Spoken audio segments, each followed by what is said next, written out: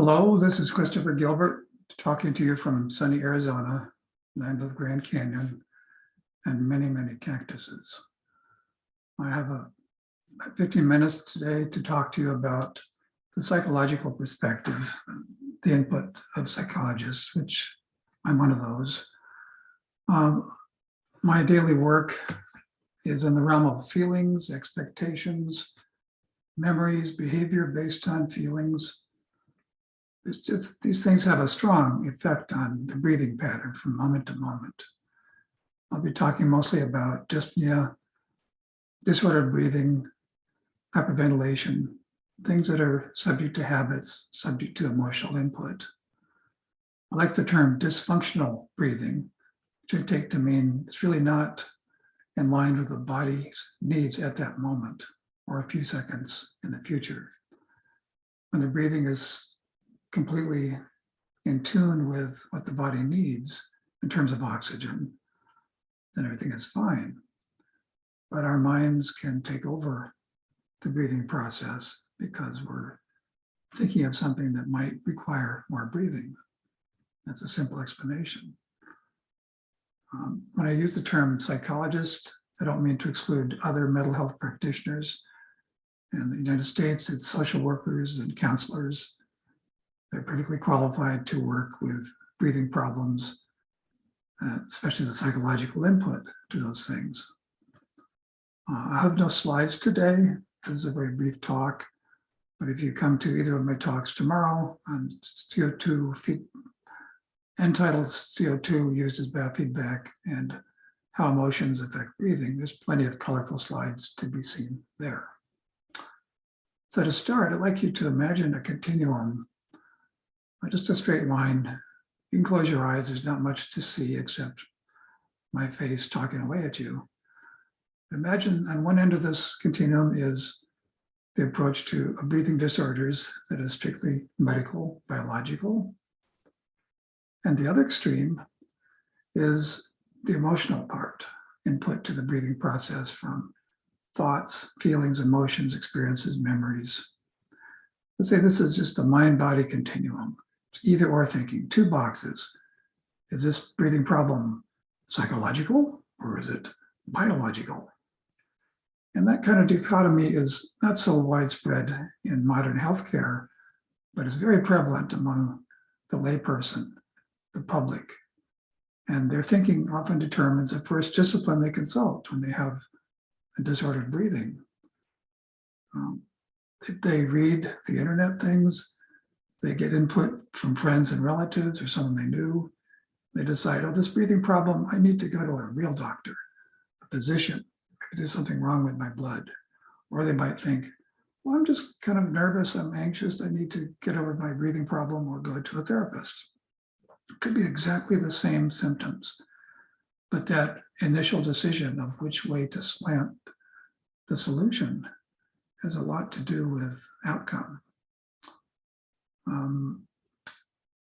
So back to the continuum idea for a moment. Instead of two boxes, I really think of it as a big surge in the middle, which is occupied by respiratory therapists, physiotherapists, physical therapists, those who work in breathing training. They're knowledgeable about both ends of that continuum. They understand a lot about the effect of emotions and thoughts on the breathing patterns. They also are aware of the biochemical problems, the medical things that should be checked. So oddly enough, these hybrid practitioners are, I think, in general, the best qualified to have a broad look at dysfunctional breathing. They also know a lot about the interaction between the biological side and the emotional and cognitive side. There's really three factors to consider in breathing disorders. You've probably thought of this already. There's a biomechanical part, the role of posture and where you breathe in your body, how fast you breathe. That's just described as mechanical changes. There's a psychological, or my favorite word, psychophysiological, that has to do with emotional input to the breathing. Then there's biochemistry, the pH determination, all the changes done by the brainstem, chemoreceptors. It's a lot to do with keeping the pH where it should be. So any of those three areas can result in a breathing disorder. If you're curious about how I got to this point of talking about such things, when I was 16 or 17, I got fascinated with yoga, not so much the positions, but the idea of extending my voluntary domain over the body. I thought it was fascinating that yogis could control their heartbeat, for example. I started practicing how long I could hold my breath just to see what happened. And I became very aware of the power of a breathing reflex to overpower my choice of not to breathe. And it felt somewhat like having a horse with a mind of its own. Now, if you own a horse, you respect that horse's choices about where to step and where to go fast or slow and so forth. And I started to think in terms of my unconscious mind that runs the body as, well, who's the boss? Is it the boss or am I the boss? There's a horse analogy here. The horse is inside me. I want to improve my partnership with this inner part of myself. And I don't know, I was a strange kid. And my education veered toward the psychological, but I studied anthropology first. Then went into psychology, graduate school. And I could not decide whether to go more toward the physiological part of psychology or the words and thoughts part. So I studied neuroanatomy, abnormal psychology, personality theory. I was really in that continuum right in the middle already. I wanted to study and be responsible for psychophysiology. This is in the heyday of hyperventilation being discovered. So Claude Lung, Peter Nixon, I read them with great interest, Ronald Lay, Robert Fried, and they got out of school with a doctorate and quickly specialized in biofeedback. This is the process of monitoring the body continuously and showing the person whose body it is what their body is doing, which is pretty close to yoga with a lot of wires and batteries. I worked many years in medical environments in which there are physicians all around. I had to learn to speak their language and get along with them, but still maintain independence from the dominance of blood tests for everything. Ideally, we're all working in a fuzzy area when we talk about breathing. Intake process should consider several options, several approaches based on symptoms. Sometimes the psychologist is the last to be considered after all the physical tests have been ruled out and the person still has trouble breathing right. They might say, why didn't you come in sooner? And the physician has the right to say the same thing. You've been messing around with that breathing trainer for 2 years. Let me do a blood test. Why didn't you come to see me sooner? So they both have their points. Physicians are generally less familiar with the effects of trauma, with the power of emotion to affect breathing, conditioned responses, even posture contributes to disordered breathing. They understand that hyperventilation is often based on panic attacks and anxiety, but they don't do much beyond recommend a therapist or prescribe Xanax or Valium or something. On the other hand, psychologists are less familiar with the biological and medical factors that contribute to disordered breathing. Yet the symptoms a person presents can be identical in both cases. And either they choose or someone else chooses for them. Let's take the medical route, or no, let's take the psychological route. For the medical side, there's many possible sources for fast, rapid breathing and discomfort with breathing. There's possible pulmonary embolism, intermittent asthma, brain tumor. There could be lung disease, could be chronic diarrhea causing alkalosis, medication side effects. I've had at least 2 cases vividly in my mind of a person who's taking 10 to 12 aspirin a day for headaches or arthritis, and they're producing acidosis, and this is stimulating more breathing. And I was pleased to have thought of that, and they were not told by the physicians. There's ketoacidosis. If you go on a ketogenic diet, that alters the pH of the body. On the other hand, these breathing disorders could come from psychological things, unresolved trauma, conditioned emotional responses. Maybe a person had a near suffocation experience or almost drowned, that will be with that person for life, and they'll be extra sensitive to any hint of a suffocation beginning. Could be suppressed anger, could be frustration that's chronic, apprehension, could be phobia, anxiety, and anxiety about anxiety, which is called anxiety sensitivity. So from both sides of that continuum, there's plenty of ways to explain the very same overbreathing behavior. And psychologists tend to see hyperventilation as primarily a sign of panic attacks or pretty close to it, or just general anxiety. So I say we because I'm one of them, even though I like to be in the middle. There's questions about context for the symptoms. When do you feel these urges to breathe more? What are the attitudes toward it? Any trauma history? What do you think about the meaning of these symptoms? Do they really scare you? Or can you just shrug them off saying, well, that's my body for me? How do you cope with the symptoms? Psychologists look for behavior and thinking that can be changed, and we get right to work. But if we're missing ketoacidosis, for example, there's a big problem. We know about trauma background. We know what to do about helping a person adjust to that traumatic episode. We can help with anxiety, chronic stress, emotional conflicts. That's our bread and butter.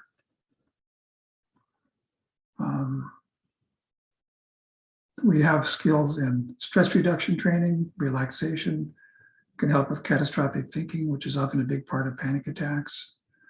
We know how the person can activate their own alarm system to get things riled up inside. A lot of what I do is teaching people to distinguish between a false alarm in their bodies and a real alarm. There's cognitive behavior therapy, there's stress management. Psychologists tend to think of assessment in terms of questionnaires, things that they can give to the person to elicit some responses. The two good questionnaires for hyperventilation are, I'm sure you've heard of these, the Nijmegen questionnaire, Nijmegen, in case you can't pronounce it right, and the self-evaluation of breathing questionnaire by Roselle McCourtney. And of course, biofeedback is a way of assessing also. I can measure speed of breathing. I can measure whether they're breathing more in the chest or the abdomen with strain gauges. I can look at how much the muscles in the neck and the shoulders are activated with inhalation. So I can differentiate thoracic from abdominal breathing pretty well and explain to the person and show them, look, when you breathe with your belly, there's nice relaxed neck muscles. When you breathe with your chest, it's a very different picture. So that emphasis on assessment can come in handy. Of course, psychologists tend not to want to touch their patients. The no hands rule, maybe a handshake now and then, but that's about it. Our malpractice insurance advises against any physical contact. But with the biofeedback monitoring, that's a lot better than hands-on.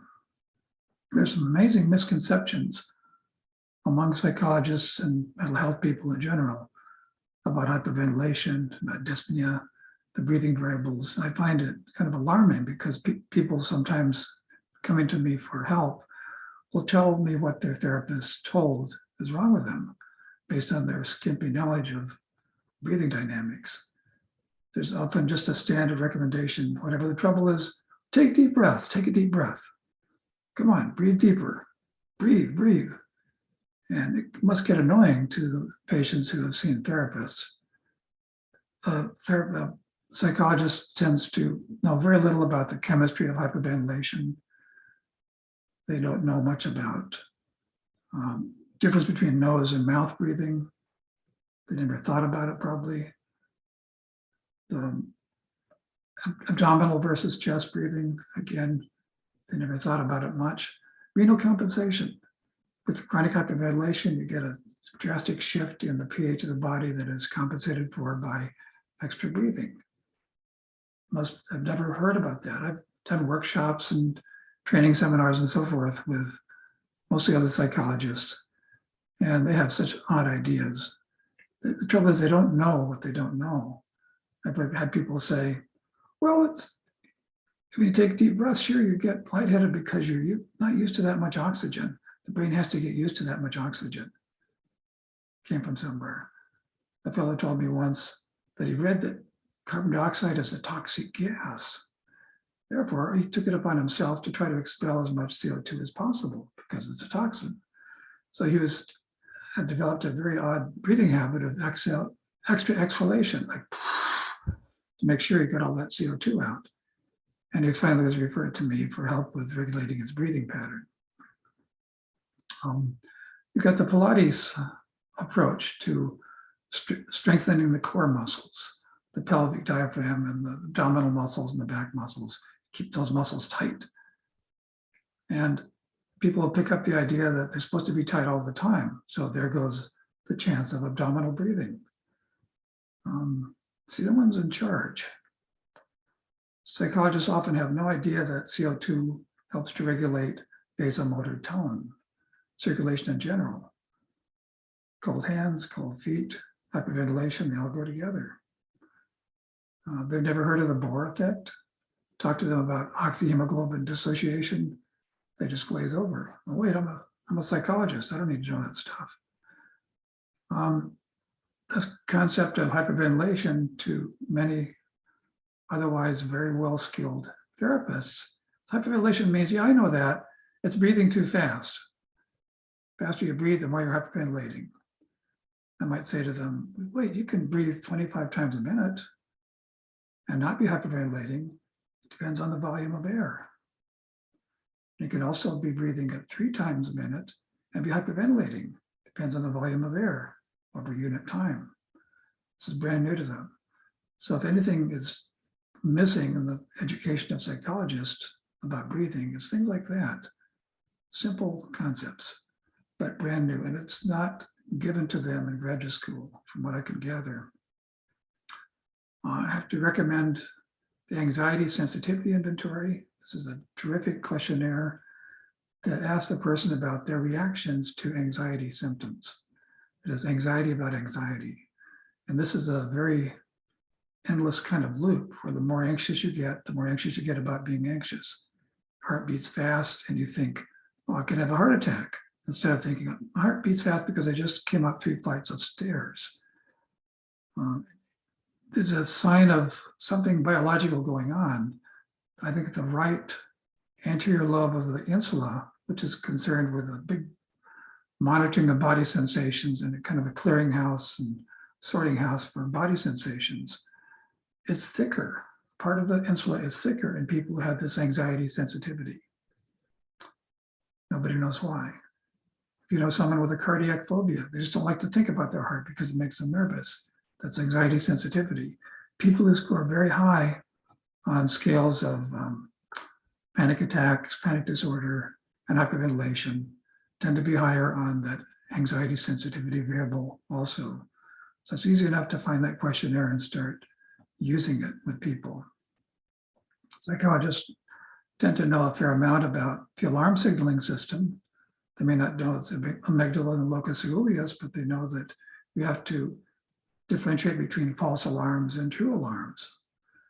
When you're alarmed by something in your body, it might not be a reason to get more alarmed. Some of my work just involves adjusting a person's alarm sensitivity. What's their threshold for panic? Feedback, of course, provides a lot of good information to the person who's connected to it. I can chart progress in their control of muscle tension and breathing speed, effective hyperventilation recovery. You change your breathing, make the CO2 level on the screen go up, and you start to feel more in control. And the fuzzy thinking subsides. You can learn to increase tolerance of CO2, which is important in starting to reverse the hyperventilation habit. You can use a pulse oximeter to look at the saturation of oxygen in the bloodstream. It's very reassuring to some people to see that there's adequate oxygen in the bloodstream. Sometimes there's too much because it's not being distributed, but it's more complicated for them. On biofeedback, my overall goal is to help to make them free of the need to come in and be hooked up to instruments, because they develop a better interoception. That's interoception. It's a magnificent word for people in the biofeedback trade, because you have all kinds of input from the organs and from the body into the insula, into the consciousness. And if you become more attentive to those changes, you need biofeedback less and less, because you're getting access to your own internal feedback system. So I know this has been a quick trip through the psychological perspective on breathing disorders, but I'll put some resources in the folders in this Whoozy system. This is still 10 days before the talk in real life. It'll be recorded anyway, but I'm always open to questions. I'm basically retired, done with practice after 48 years, but I'm still fascinated by the process, and I never mind talking about it with people from around the world now. So that's all I have. Goodbye. Thanks for listening.